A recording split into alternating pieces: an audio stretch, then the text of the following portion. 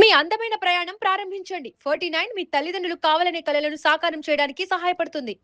మీ అందమైన ప్రయాణం ప్రారంభించండి. 49 మీరు తల్లిదండ్రి అవ్వాలనే కలలను సాకారం చేయడానికి సహాయపడుతుంది. భార్యాభర్త ప్రెగ్నెన్సీ కోసం ట్రై చేస్తున్నారా? అయితే మీరు టెస్టులు చేయించుకోవాలా? ప్రెగ్నెన్సీ రావట్లేదు అని ఎవరు చేయించుకోవాలి? ఆడవాళ్ళు చేయించుకుంటే సరిపోతుందా? మగవాళ్ళు కూడా చేసుకోవాలా? నా పేరు doctor Suma, consultant 49 fertility centre, Vijayawada. So కామన్గా ఒక అపోహ ఉండేదండి. ఏ ప్రాబ్లం ఉన్నా కూడా ప్రెగ్నెన్సీ రావట్లేదు అన్నప్పుడు ఆడవాళ్ళని ఎక్కువగా బ్లేమ్ చేసేవాళ్ళు. చాలాసార్లు మా ఓపీడీకి ఆడవాళ్ళు ఒక్కళ్ళే వచ్చేవాళ్ళు. సో రిలేటివ్స్, మదరు, అత్తగారు వాళ్ళని మాత్రమే తీసుకొని వచ్చి ముందు వీళ్ళకి చూడండి, వీళ్ళకి ఏ ప్రాబ్లం లేకపోతే అప్పుడు హస్బెండ్ని పిలుస్తాము, మోస్ట్లీ ఆయనకి ఏ ప్రాబ్లం ఉండదు ముందే వాళ్ళు డిసైడ్ చేస్తూ ఉంటారండి. నిజానికి ఫర్టిలిటీ అనే సమస్య ఇద్దరిలో కూడా లోపాలు ఉండవచ్చు, ఈక్వల్గా లోపాలు ఉండే అవకాశం కూడా ఉంటుంది.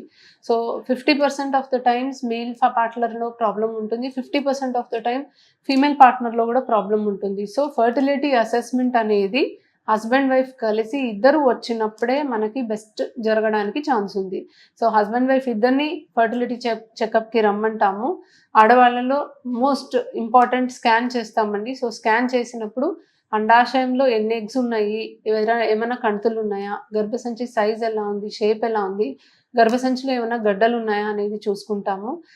మగవాళ్ళలో వీర్యకణాల పరీక్ష మోస్ట్ ఇంపార్టెంట్ టెస్ట్ అనొచ్చు. సో వీర్యకణాల పరీక్షలో వాళ్ళకి ఎంత కౌంట్ ఉంది, దాంట్లో ఎంత శాతం కదిలే కణాలు ఉన్నాయి, ఎంత శాతం ఆకారం కరెక్ట్గా ఉన్న కణాలు ఉన్నాయి అనేది మనం చూసుకుంటాము. ఇవి చేసిన తర్వాత వీళ్ళకి అవసరమైతే కొన్ని హార్మోన్ టెస్ట్లు చేస్తాం. సో ఇప్పుడు ఆడవాళ్ళలో ఎగ్ కౌంట్ కొంచెం తక్కువ ఉంది అని మనకు కనిపిస్తే స్కాన్లో, అంటే ఒక్కొక్క ఓవరీలో 5 కంటే తక్కువ ఎగ్ కౌంట్ కనిపిస్తే AMH అనే హార్మోన్ టెస్ట్ మనం సజెస్ట్ చేస్తాము. ఇరెగ్యులర్ సైకిల్స్ వస్తున్నాయి అన్నప్పుడు థైరాయిడ్, ప్రొలాక్టిన్ లాంటి టెస్ట్లు మనం సజెస్ట్ చేస్తాము. సో బేస్డ్ ఆన్ వాళ్ళ హిస్టరీని బట్టి, వాళ్ళకున్న సిమ్టమ్స్ని బట్టి అడిషనల్గా ఏమైనా హార్మోన్ టెస్ట్ అవసరమైతే చేస్తాము. And tube test is one more important test అని చెప్పొచ్చు. యాజ్ అ కపుల్ మనం ఇవాల్యుయేట్ చేసినప్పుడు వీళ్ళకి న్యాచురల్ ప్రెగ్నెన్సీ పాసిబిలిటీ ఉంది, లేదా మనం IUI చేసుకోవచ్చు అని అనుకున్నప్పుడు ట్యూబ్ టెస్ట్ కూడా ఖచ్చితంగా చేస్తాం. సో ఆడవాళ్ళకి గర్భసంచి పక్కన 2 ట్యూబ్స్ ఉంటాయండి. ఈ 2 ట్యూబ్స్ ఓపెన్ ఉంటేనే సహజంగా ప్రెగ్నెన్సీ రావడానికి కానీ IUI ప్రాసెస్ ద్వారా కానీ వీళ్ళకి అవకాశం ఉంటుంది. ఒక ట్యూబ్ బ్లాక్ ఉన్నా మనం ట్రై చేయొచ్చు, బట్ 2 ట్యూబ్స్ బ్లాక్ ఉంటే టెస్ట్ ట్యూబ్ బేబీ ప్రాసెస్ ఒక్కటే మనం చేయగలము, లేదా లాప్రోస్కోపీ చేసి ట్యూబ్ ఓపెన్ చేయాలా అనేది మనం చూసుకోగలము. సో ఫర్టిలిటీ ఇవాల్యుయేషన్ ఇద్దరికి జరగాల్సిందే, ఇద్దరికి జరిగితేనే మనము ఒక కన్క్లూజన్కి రాగలము. వీళ్ళకి నెక్స్ట్ స్టెప్ ఏం చేయాలి అనేది కూడా మనం డిసైడ్ చేయగలము.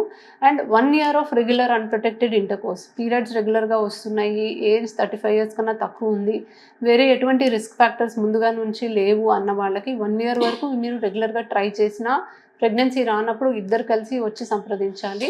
ఒకవేళ ఏమన్నా రిస్క్ ఫ్యాక్టర్స్ ఉన్నాయి, అంటే ఇర్రెగ్యులర్ పీరియడ్స్ వస్తున్నాయి, ఆర్ మీకు age of the female partner more than 35 years ఉంది, ముందుగానే మీకు ఏమైనా కణుతులు ఉన్నాయి, PCOD ప్రాబ్లం ఉంది, లేదా మగవాళ్ళలో వెరికోసిల్ ప్రాబ్లం ఉంది, ముందే మీకు తెలుసు అనుకున్నప్పుడు 6 months వరకు మాత్రమే మీరు న్యాచురల్గా ట్రై చేస్తారు. 6 months దాటింది అంటే ఖచ్చితంగా ఒక డాక్టర్ని సంప్రదించాలి.